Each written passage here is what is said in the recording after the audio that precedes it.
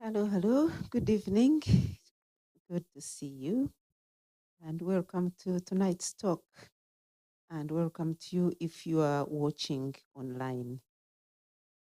It's a wonderful topic today. Thoughts, the invisible fragrance of human.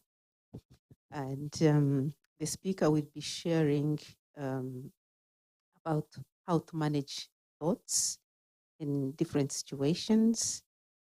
And the speaker, of course, today is Sister Sigrun. Sigrun, normally you'll find her at Global Corporation House in Willesden.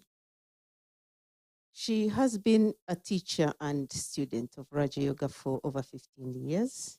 She's a proud mother of 3 grown children. And although she's been living in London for the last 7 years, she originally came from Iceland, which might explain why she's super cool. There you go. It's my pleasure to welcome Sister Sigrun. Okay.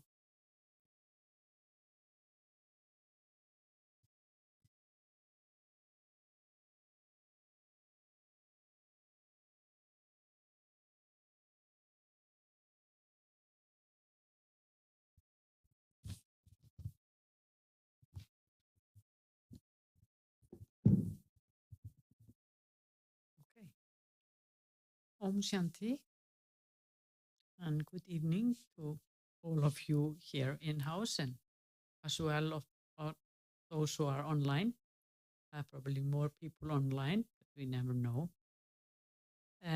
Yes, this is an interesting topic, thoughts, invisible human fragrance.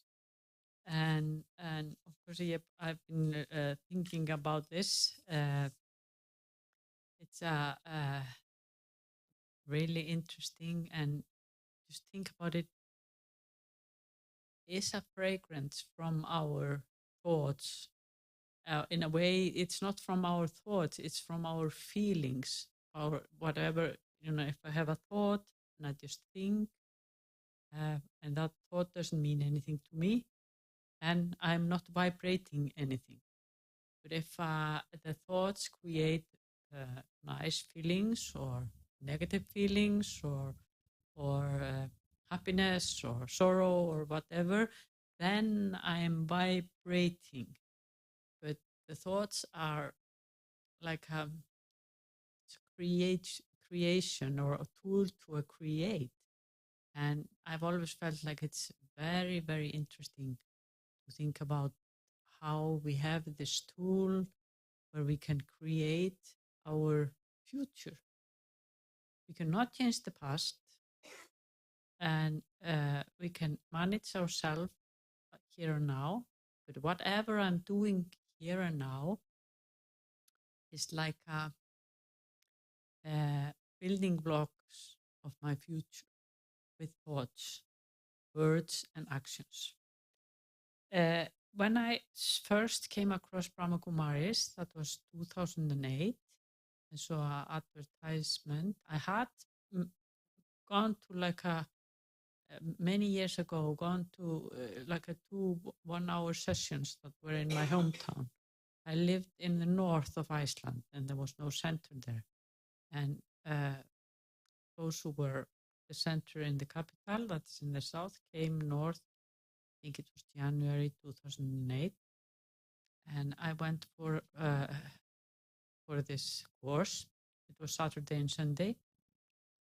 And what really touched me was the beautiful meditation and the energy or the vibrations that was created there. And it was not a center. It was just that they hired a hall, but put up some pictures and made it very nice. And what I really loved were the vibrations that I experienced there. And for the next 2 years, I was reading everything that I got hold of. There was nothing online, really. It's not like today. You can find everything on the line about Brahma Kumaris, endless talk, endless meditations. So when I went to the capital, I used to buy me books and read. And 2 years later, center was opened. And it was just like an instant change in my life. I just started to be a regular student. But before I took this course, I had on my list, on my to-do list, to find inner peace. I was looking for inner peace.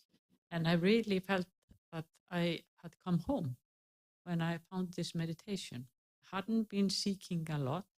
I had tried Kundalini yoga, and I had read 2 books with Eckhart Tolle had written. But yeah, when I found Brahma Kumaris, it was like there I was. I had found my space. And the first thing I thought about when I heard this topic is gardening or flowers, fragrant flowers. And I'm very much into gardening. And most human beings are very attracted to nice fragrance. If you see a rose and you feel fragrance, you go a little bit closer. And it's absolutely the opposite. If there is a bad odor, we step back, we step away from it. We don't want to be close to bad odors. So if you think about it, what am I creating? What am I radiating into the atmosphere, into my society, into my home? You know, we are, if the thoughts are the creation tools, and the feelings that are behind the thoughts and the intention behind the thoughts, we are constantly radiating some kind of fragrance or some kind of vibrations. And it's well known that animals pick up vibrations from people. Animals really know if we are afraid. And 2 years ago, I was in India and went for hiking with a group of people. And the man who was guiding us, he said, if we meet a bear or if we see a snake, you just stand still and don't do anything. Just wait and see what the animal will do. And if the animal get the vibrations that we are afraid, they're more likely to attack. So it's like a fear attracts aggressiveness, or it's like the fear attract that people get, as in this case, animal will attract, attack us. And I was thinking, we are sending some vibrations, we are sending some kind of fragrance when we are very afraid. When I was 20, probably just around 20, my sister-in-law asked me to come with her on a defense course. It was a defense course for women, just to protect yourself. And the woman who was teaching it, she said, when somebody is choosing a victim, it's most likely to be somebody who is vulnerable, somebody who's afraid, somebody who's not well. So the body language, those who are attacking someone or using violence are more likely to do it to a person who is vulnerable or don't have strong position. The body language tells whether we are weak or strong. So it's a very important just how we posture ourselves and how we think about ourselves. And this about the vibrations. I was talking about the vibrations in the center. You know, when you come, those who come regularly to center, Brahma Kumaris centers, you know that there is some kind of nice energy. It's nice vibrations. So nice to come into the centers. It doesn't matter where you go in the world. It's the same energy in every single center. A few years ago, a friend of mine invited me to come to Wembley Stadium for a sightseeing tour, just to see the stadium. There was nothing happening. It was like a tour. We went around, showed us the changing room. We went where the audience are and looked at many, many things. And it was amazing to be there. And there was nothing happening, but it was really, really a vibrating of excitement. We both of us could feel it, how the energy of excitement had built up there. And it's, you know, when we come and there are thousands and thousands of people, it's normal. But when there's no one there, still there were these vibrations. So it's like an opposite of meditation center, where there's a lot of excitement going on. You can feel the energy, even though there is no performance going on. So whatever activity is going on, that affects the atmosphere or creates some kind of energy. And we can say, if you come, sometimes when you come in a house, you just feel it's so nice. It's so nice to come into this house.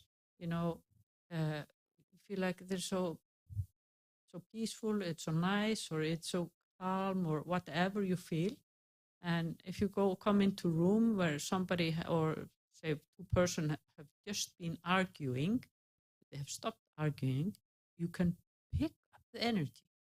That's the vibration. So it's not just what happens between me and you. We leave behind energy. We leave behind fragrance of whatever we were doing. And it has so much to do with the intention and the thoughts and the activity. These three things are the main ingredients. It's what I think, what I say, and what I do. These are the magic tools. And if I say one thing and do another thing, people will notice what I do, not what I say. It's like if parents is telling to their children, you should not smoke, but they have a cigarette in their mouth. Think the children will take it seriously? No, not at all. They are not gonna listen to the parents because if what you're doing, that is has more impact than what you say, and it's best if it can be on same level. You are not doing one thing and saying another thing. Probably some of you have taken the course in positive thinking. In positive thinking, we talk about 4 types of thoughts. Talk about positive thoughts, and positive thoughts vibrates like a sweet and nice and wonderful vibrations. And of course, they are just nourishing and beautiful and fragrant. And it's best if we can maintain mainly positive thoughts, but in most cases, it's not like that in today's world. And then we have like a necessary thought or neutral thoughts, and that is the thoughts about what we need to do. I need to dress in the morning, so I have to make sure that I have clean clothes. So I have to buy laundry powder and wash my clothes and iron them. I have them ready, or I need to have a food in the fridge if I'm going to have breakfast at home. So just go shopping, buying petrol on the car, or all these things that is just the daily things. that is a necessary thought or neutral thoughts. But say, for example, if you're cleaning, if you need to clean at home and you really don't like to clean, and you say to yourself, oh, I have to clean the bathroom. I haven't cleaned the bathroom for so long. So I better go and clean the bathroom. Then I have taken the neutral thoughts and changed it into negative thoughts. Because there is negative force in everything that we say about I have to. You can say I have to, or I choose to. You say I choose to clean the bathroom today, or I decide to do it tomorrow, not today. But when I say I have to go to work, you put some kind of negative energy flow into these actions. When I say I have to, whatever we do. So it's good to be aware of what words I use, what sentence I use. I have to go and visit my grandmother. It's then you are not doing it willingly and freely.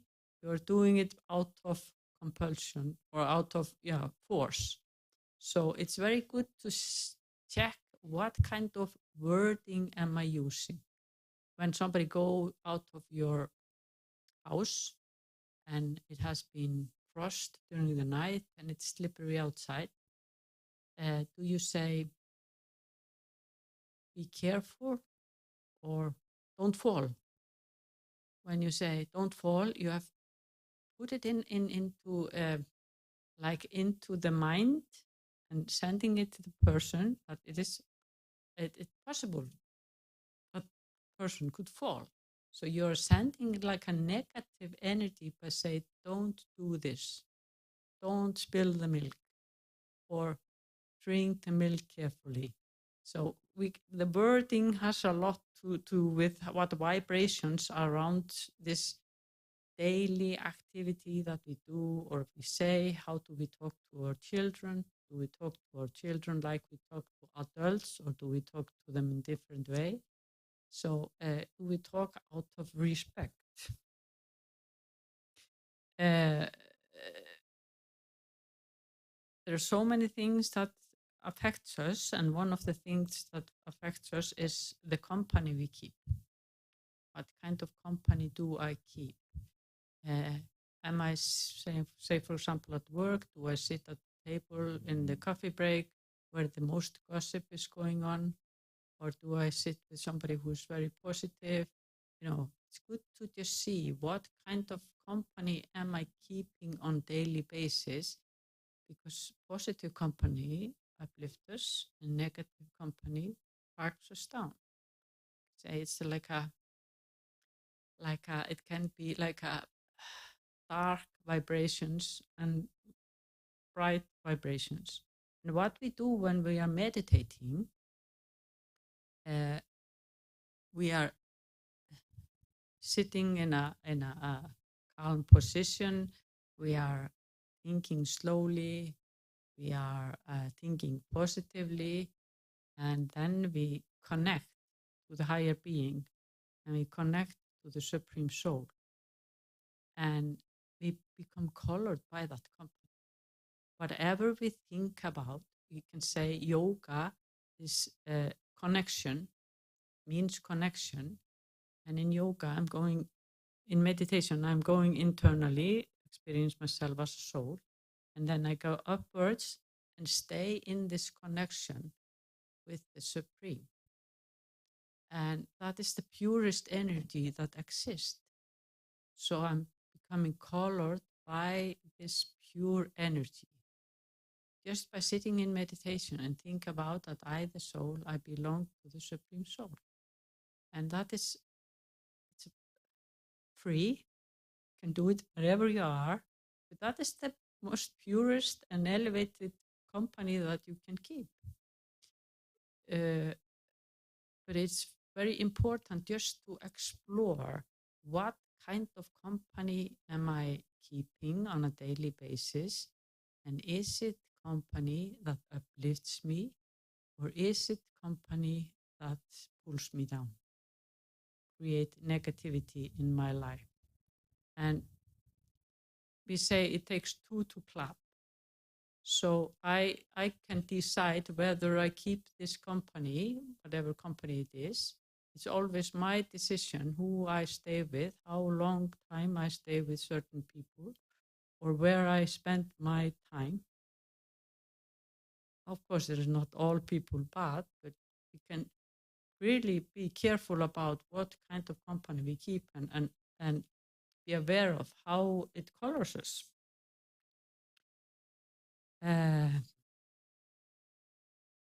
And all the thoughts and everything, all the thoughts that we create, they create some kind of vibrations. And these vibrations can go far and wide. And I heard a very nice story on last Sunday. There was a woman that was in America. I think she was in US. And her son came to her and said to her, I'm going to go to India and go for a silence retreat for 30 days. So I want to connect with you for 30 days. And she got a little bit of panic attack. What if something happened? Usually we talk daily and you won't be able to talk for 30 days. And he said, it's okay. You know, this 30 days will pass by, and he went to India. 15 days after he left, she had to go for emergency operation, eye operation. And she went to the operation. The same day she had the operation, when she was finished in the evening, he called her. And he said, I got this thought in my head yesterday that I had to call you. So it is like when we sit in stillness, sit in silence, we have this catching power. We can catch what is the right thing to do. So he just spoke to her a while, and then he said, now we will talk after 15 days. But somehow he picked it up in India, seen in US, that he needed to talk to her. And so many have experienced this. You think about somebody, and they call you. Or you meet somebody on the street that you were talking and thinking about a few minutes ago. You know, think about somebody and he's standing there. So it's like we are sending this, we are like a little lighthouse, or we are vibrating energy, and we have this ability to pick up things. But the less we think and the slower we think, the better we become in picking up. The mind is like an ocean of thoughts. But when, say, for example, when we meditate, we systematically slow down our thoughts. And then we are empowering this catching and touching power. So touching power is when you are sending vibrations or sending messages to others. And catching power is the power when you get some idea and you act on that idea. You decide, get some idea in your head, and this is the right thing. And it's often because somebody has sent you some kind of message. So it's important to have a calm and slow thoughts, peaceful, elevated, and just remember that we have this capability, we have this ability to control our minds. I often think, I wish I had been taught this in school, that I can control my mind. It was not until I came across Brahma Kumaris that I understood that I was in charge. The mind is not in charge. It's I, the soul, who is in charge, and I can stop myself and guide the mind into the right direction. We sometimes talk about it, that the mind is like a wild horse or little child. And if we think about our mind as a little child, the little child needs something to play with. But I can decide whether it plays with toys or knives. Same with the mind. I can decide what I'm going to think about. I can even write down a list of positive things that I want to think about, because I'm in charge. The mind is not in charge. The mind is my tool. I can use this tool to create. I can use this tool to enjoy, and etc. and etc. It's a beautiful tool, and that is not in charge. Soul is in charge. It's good to remember that. And we tend to allow other peoples to affect us. It's not like it's my decision whether I allow them to affect me or not. But it's good to remember that each and everyone are unique, and all of us are unique. We just have to have the faith and believe it and trust that my task is unique. And I'm going to make the most out of this task I have here now in this body. Say, for example, you decide to change your thought pattern. That's a very elevated task. If you manage to do that, you have achieved a lot. And I say, to be on a spiritual journey, it is this little sweet victories that you gain that nobody else notices. Say, for example, you have some habit that you really don't like, and you decide, okay, I'm going to change this habit.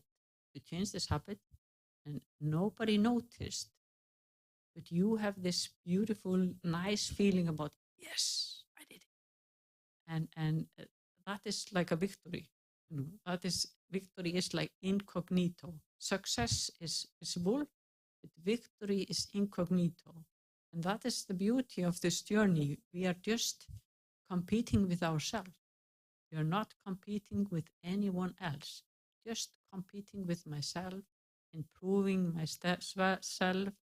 And day by day, I become more and more in control of my own life, on my own thoughts, my own feelings, and my own motions.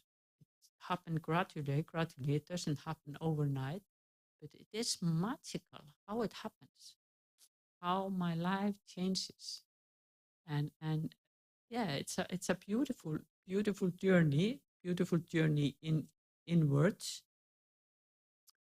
I say it's the hardest journey you can choose, because it's quite complicated to face yourself. It is quite complicated to look in the mirror and see you exactly the way you are.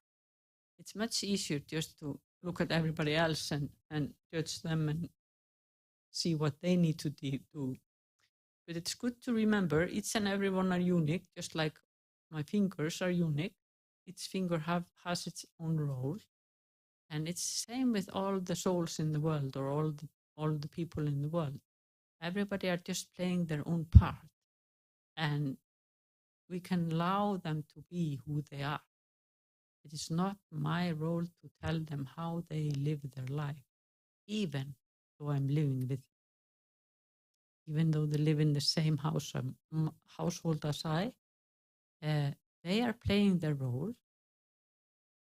I took the decision to be with them one way or another, without knowing it or knowingly. I took the decision, and it's much easier just to accept them the way they are and focus on myself.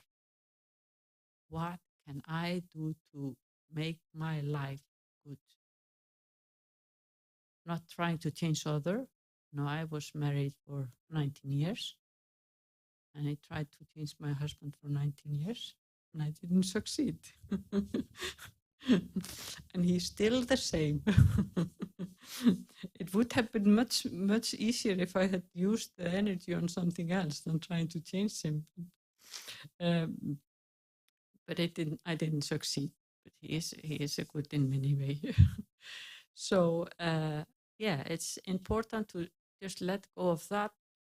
Think positively about whatever is going on, because we say this: what is happening is like a drama. This is like a game, And we tend to want to create the rules in this game, but we are not in the position to create the rules. We can just play this game as nicely as I possibly can.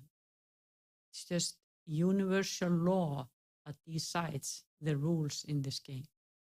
But I tend to want to tell the game or tell the drama how it should be. And usually when we go down that lane, we don't succeed.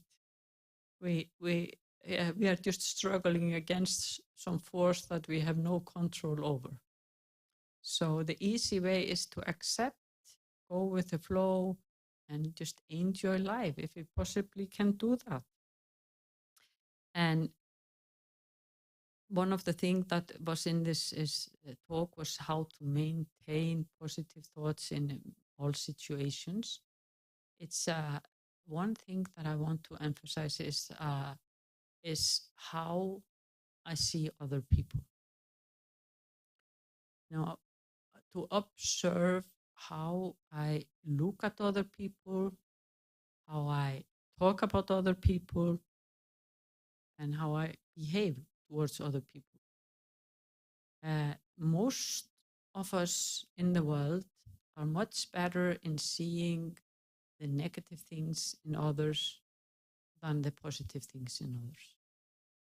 So if we can change that habit and see the qualities in others and the virtues in others, that makes our life much more pleasant. And I myself did this for a while. I decided to write down like between 20 or 30 names of people that I had met during the day. I'm based in Global Cooperation House, and there are quite many people around there, and I communicate with many. So every night I wrote down quite many names and gave them some virtues or qualities. It was very hard in the beginning. I even had to go and Google virtues to try to find some virtue that I could match with the people. But when I had it for probably less than a week, I noticed that when I was interacting with people, I started to think about their qualities and virtues in my interaction, because I wanted to make it easier for me at the night to do my chart or whatever you call it. So I started to see everyone differently, and it gave such a good feeling for me. So it's what is going on internally, the feelings and emotions that are going on internally. That is what creates the vibrations and the fragrance and the energy. So at least I recommend, especially if you're having some difficult relationship, maybe at your workplace or at home, because when we do this, when we give people some good virtues or qualities, we are sending out this energy, and the soul, if they catch it, they start to say, for example, if you are in a hard relationship with somebody who you work with, and you decide to think about that person positively, systematically, every single day. You take maybe 3 minutes and think about something good about the person, and think about how the children, how much children they love that person, or how nice that person is to his wife or husband, or whatever can be. Like I said to somebody, how nicely they tie their shoes. You can just find whatever you find positively about that person, and that will soften up the communication with that person. Because we are, like I said, it's take two to clap. And if there's conflict, I own 50% of it. I'm owner of it too. It's not just them. We tend to forget that I am half of the communication. So if my vibrations, my interactions, my thoughts are positive, the other person starts to become more positive. But like I said, in today's world, it's not very common. It's much easier to just talk negatively about others and take part in the gossip and just be part of what is going on. So it takes quite a energy and challenge to change yourself and behave differently. You're not as entertaining when you stop talking about others.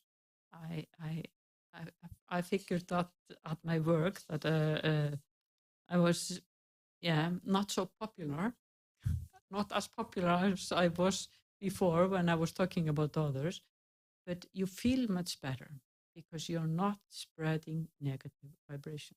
You are spreading positive vibration.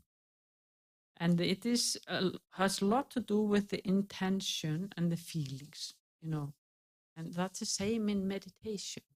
It is the feeling that you get when you're meditating.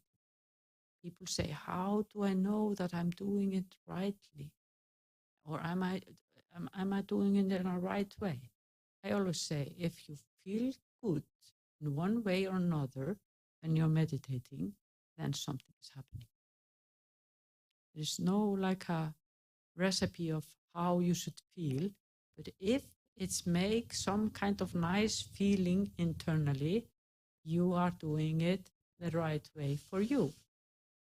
And I said in the beginning, this is like be addicted to something, because you had one very good meditation where you had a lot of nice experience, and then next 10, 15 meditation, you were trying to get to that point, but you didn't get that high every time. It's just once in a while that they are extremely good, but the more you practice, the better you become.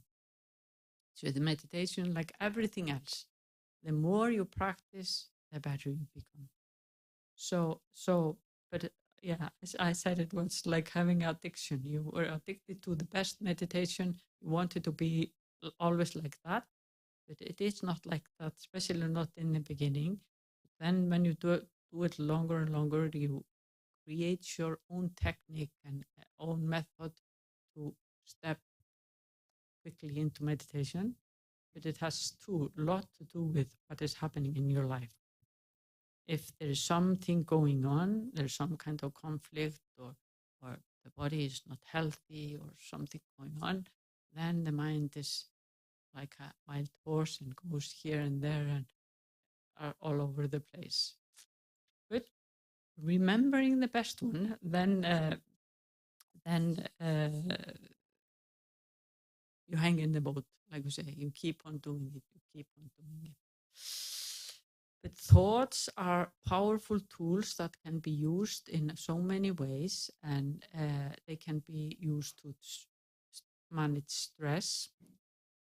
Thoughts are like it's like a two-way lane. Thoughts and the brain.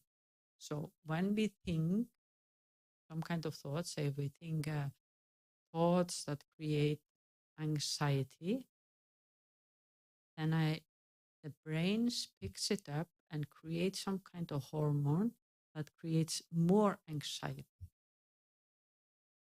And it's the same if you think happy thoughts and you have these happy feelings, and go to the brain creates hormone that creates more happy feelings. So we are sending signals to the brain to create the same kind of hormones as we are feeling. But there has to be these feelings behind this, or this experience. And it's like what you send to the brain will send back. So back to the mind and back to the body. So it's important to stick to positive, uplifting thoughts and be aware of what is happening. Be awake and alert. It takes energy, or it takes like a lot of alertness to be aware of what you are thinking. If you want to change your life, the first step is to change your thinking. And to do that, you have to be aware of what it is you want to change. You have to find out what is it that I really want to achieve in my life, or what kind of thought pattern. The scary thing is that we think the same thoughts up to 80, no, up to 90% every single day. No, you wake up, you think the same thing when you get out of bed, you go to the bathroom, you think the same things there. Maybe there's something that irritates you there, and somebody don't put new toilet rolls, or they use the toothpaste in a different way than you want, and you think, why do they do it? Maybe you think it every single day. And you go to the kitchen and make your cup of tea or cup of coffee. You do it same things again and again. You go into the traffic and you're thinking the same thoughts. You see some rubbish on the street and you think the same thing every time you see the rubbish. So we are just like stuck in one lane the whole day. And most of us are not aware of this, that we are thinking the same thoughts every single day. So if we want to change our life, we have to change our thought pattern. Like I say, the first step is to become aware of what thought patterns do I want to change. How do I want to change them? Do I want to stop thinking about this or that, and just practice? Like we say, see but don't see, or hear and don't hear. You hear but don't hear. Don't keep it in your head. Or it's the waste thought that doesn't lead to anything. Say, for example, your neighbor never cuts their grass, and the grass has become 100 centimeters high. And every time you look out of the window, you think about, why don't they take care of the garden? Why don't they cut the grass? Then you are wasting your energy because you are thinking about something you cannot change. When you even don't say it to them, you just think it, but you never say it to them. Then you're wasting your energy. So it's very important to, if you want to change your fragrance and vibrations and what you're sending out, to be awake and alert and see what you are creating on a daily basis. And yes, it's important to be aware of what we are creating. Time is running, and I think I'm just halfway through. I choose one blessing for this talk.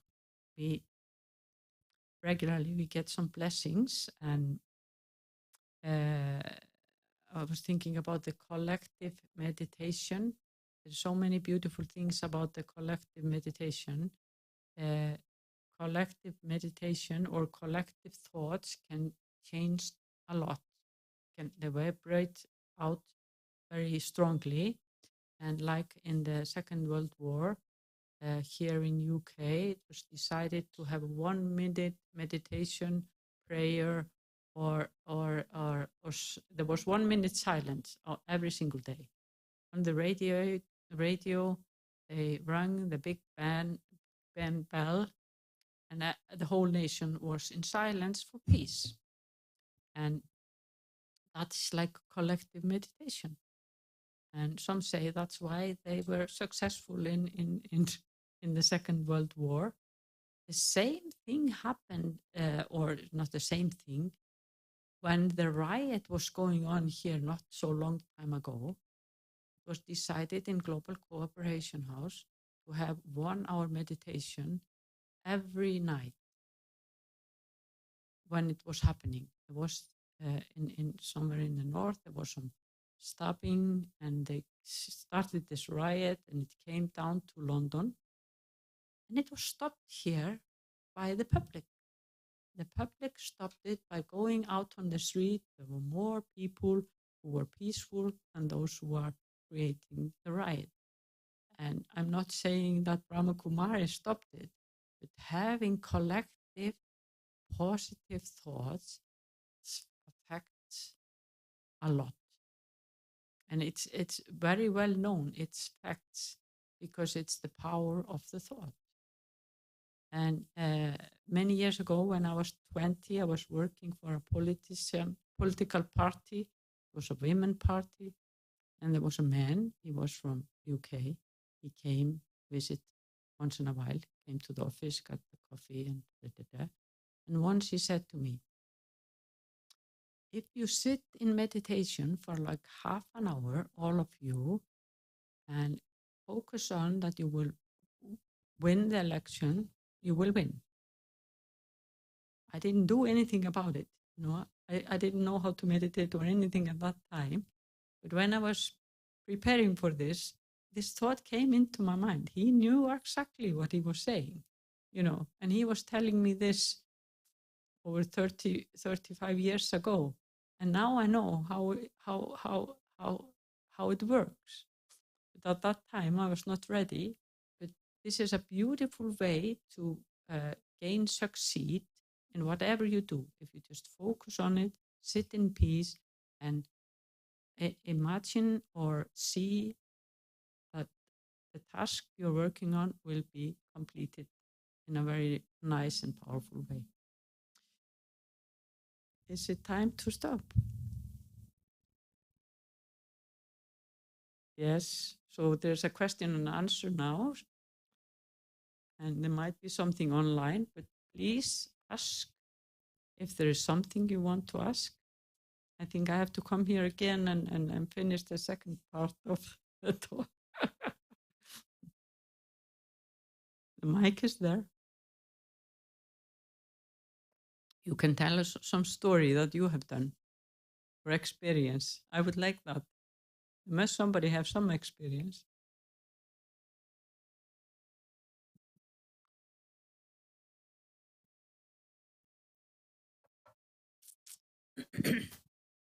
Hey.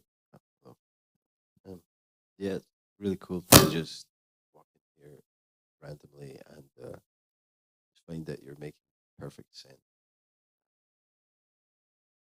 I have no idea what this place is about or anything, but I just walk in here and it still feels very right. Lately, I find like, a lot of my struggles are just sort of dissolving without me doing anything about them. Like, I can't really remember what my problems were. They just sort of, I was just like, what was I so worried about? What was I so concerned about? What was I trying to fix? I don't know, but it's just like not bothering me anymore. Some people have told me that that what I'm experiencing is that I'm living is something like satori. They use this word sort of like an epiphany. That you find problems kind of paradoxical, like what you're saying about just letting them go instead of trying to fix them. And everybody's then like, so did you fix that problem? Did you fix that problem? Like, no, but it's not bothering me anymore. Mm-hmm. You can't explain it, and people just scratch their heads. And okay, I guess we'll not talk about that anymore. It leaves people confused, and it's hard to let that be. Because people really get confused. Well, yeah, I know I didn't fix it, but it's not bothering me anymore. Don't worry about it. Like, but no, it was bothering you. It's hard to just let it lie. I don't know if that makes much sense. Yeah, it makes sense. Of course, it makes sense. It depends on what it is. If your roof is leaking, you have to act on that. But if somebody is behaving negatively and you just decide not to make it bother you, it will pass by. No, if somebody is arguing with you and you don't respond, they don't want to argue with you anymore because it's no fun. So it's this interaction. If somebody is constantly irritating you and it doesn't work, they find some other victims. Because this is like a ball game, and some enjoy challenging people, but if they cannot challenge you, they find someone else. So in a many way, it's good to be able not to be shaken, to be stable on what is happening. It's very good that you achieved this I would say status, so to be able to not worry too much, because most of our worries are useless because they never become true. We are worrying about something that might happen and it never happens. So what were we doing with energy and the time? We are wasting our energy and time in a useless thing.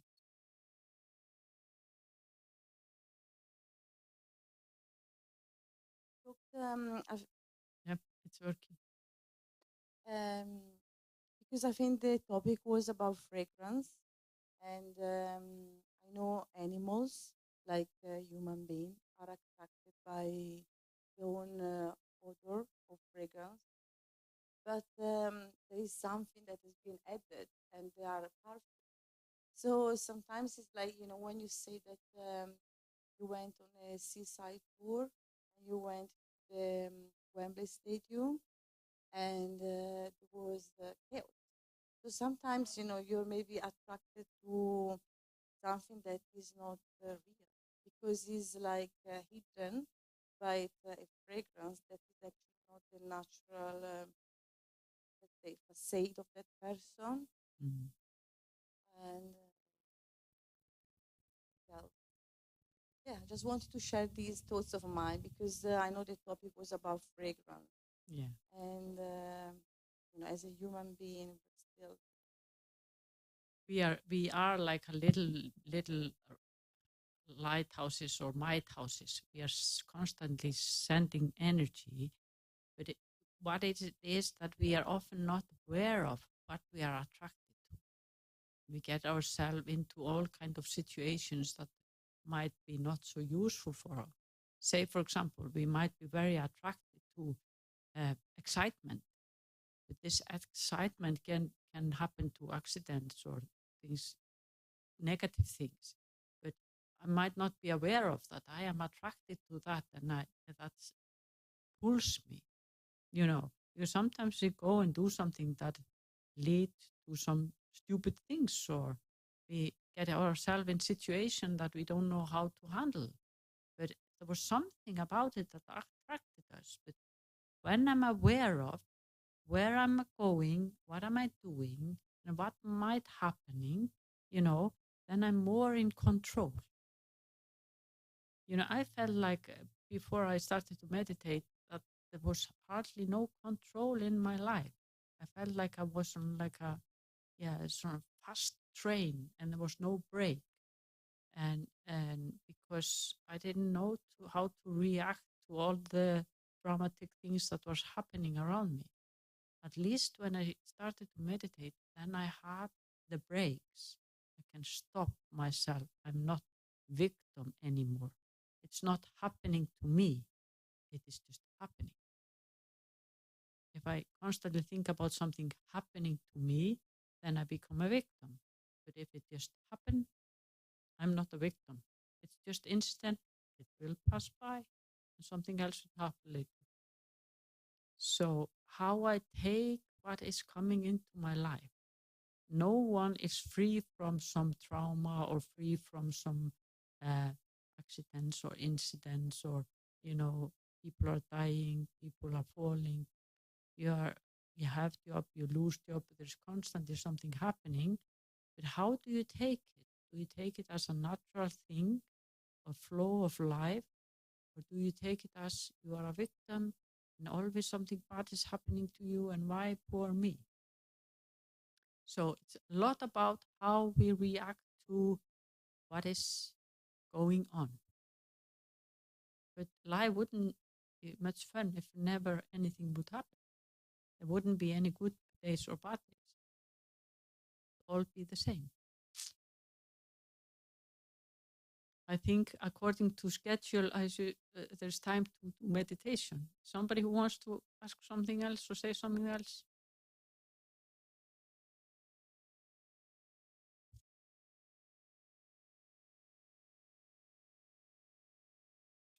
I didn't read the blessing. I'm going to read the blessing. So it's blessing for you. It's your blessing. You are a beautiful soul who has good wishes for everyone in the heart. Your blessings make the world heavenly. I'll read it again. You are a beautiful soul who has good wishes for everyone in the heart. Your blessings make the world heavenly. Om Shanti. Now we meditate for a few minutes.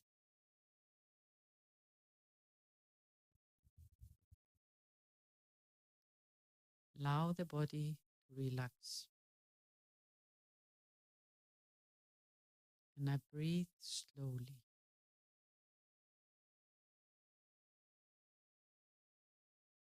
Decide to stop the mind and just enjoy these few minutes to go inwards.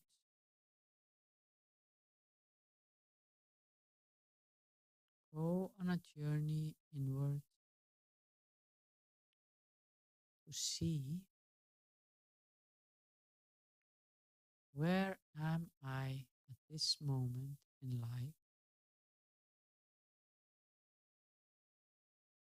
and what is it that I want to change.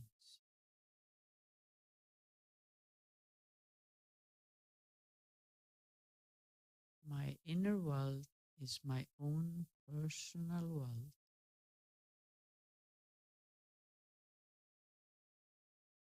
No one else can go there or put anything in there.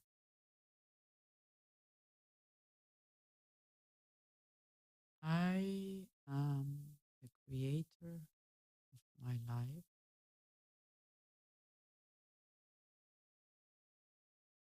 And if I want to change, it is in my own hands. No one else can save me or do it for me, because this is my personal task.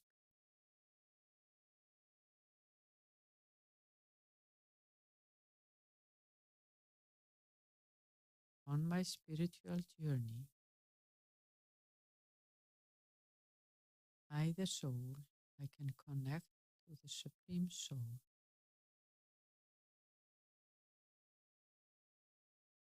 get strength and power to change my inner world.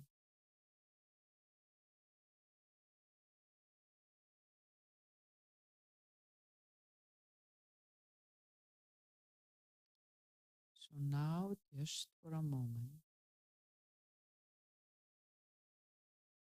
I'm going to consider myself to be a soul.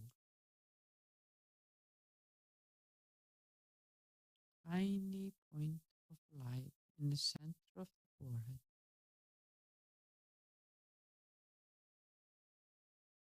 A sparkling star in the center of the forehead.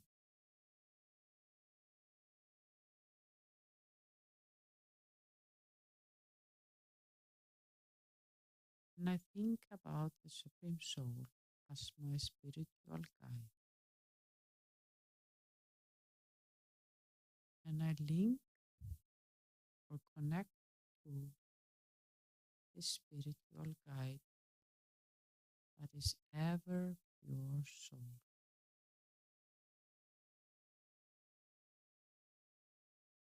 And accumulate energy from my guide,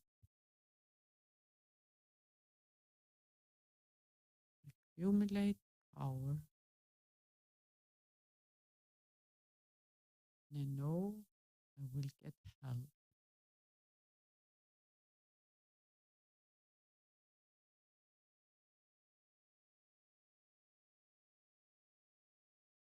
And strength to do the changes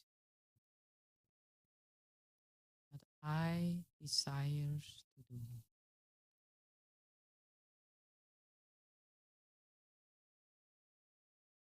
I am a special soul.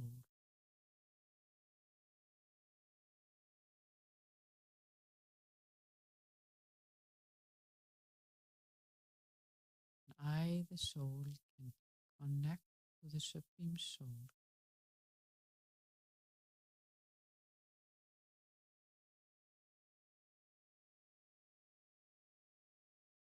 Get touching and catching from that soul on my spiritual journey.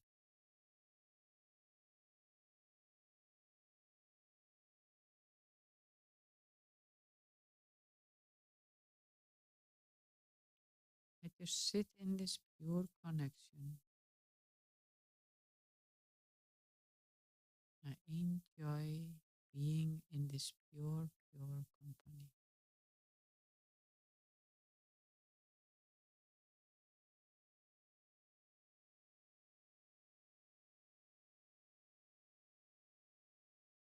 It's like I'm becoming filled with pure energy from the Supreme Soul.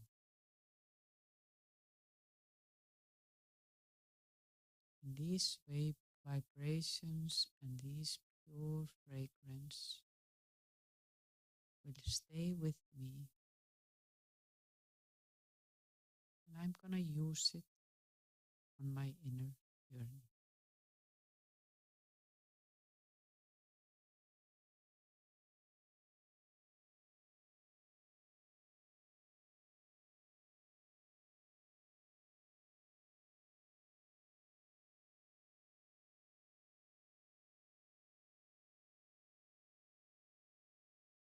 Om Shanti.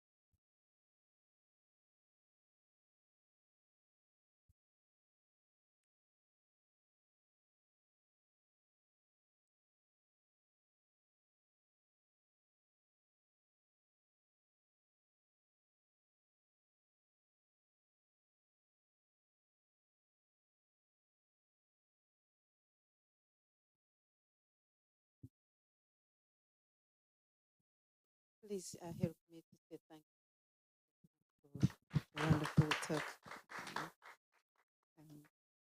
Um, at the beginning, I said, Sister Sigrun is so cool, and relating the fact that she comes from Iceland. But I think this is one of the coolest talks I have attended. Thank you so much for sharing simple truth. I really couldn't stop laughing at myself because it was everything's okay. I know that I could do that. So it was really, really nice. Thank you. And you said that you will come back to finish the talk. So, so we will be here waiting. Yeah, yeah. Thank you. And thank you too for sharing. You said it's your first time here. If you need anybody else here for the first time, and you, kind of. Yeah. Oh, lovely. Yeah, you're most welcome. If you want more information about the activities, pick up a leaflet from the reception. And so we have a few announcements. One is the product of the week that's related to the topic of thoughts is this book by Sister Jayanti, The Art of Thinking. Um, a little nice tiny book you can throw in your handbag, in your pocket, and it's only £2. So if you have a moment, the shop will be open. You can go and browse as well. And then for the usual announcement, Mondays and Thursdays, we do reflective meditation. You can come here in-house or watch online. And that's from 7 to 7:30. On Sundays is morning meditation. This one is online. You are asked to register on the website. It's from 10 to 10:45. There is a fast track Raj Yoga evening meditation course. Fast track, it's Monday to Sunday, 7 days. And this is only online. You need to register. And it starts on the 4th of November to the 10th of November. Then there is, if you want to come, there's an in-house Raja Yoga meditation course. That one is a bit longer. And it is from the 4th to the 11th of December. It's twice a week on Mondays and Thursdays from 6 to 7:30 p.m. Then there's another event, letting go of the past. It will be here in the house. It's on Wednesday 13th and Thursday the 14th of November from 5:30 to 7. If you want to look ahead, there's the Holistic Health, which is Saturday 16th of November. Now, next Tuesday is Diwali. So, same time, same place. Come prepared for celebration. Come dressed up for celebration. This is the one. Okay. Thank you very much again. Have a good night, and thank you very much for joining us online. It's on 9th. Okay. Holistic one on the 9th of November. And this leaflet section, it gives you pretty much what's happening now and ahead. So I'd like to wish you a good night. Thank you so much. Sigrun, and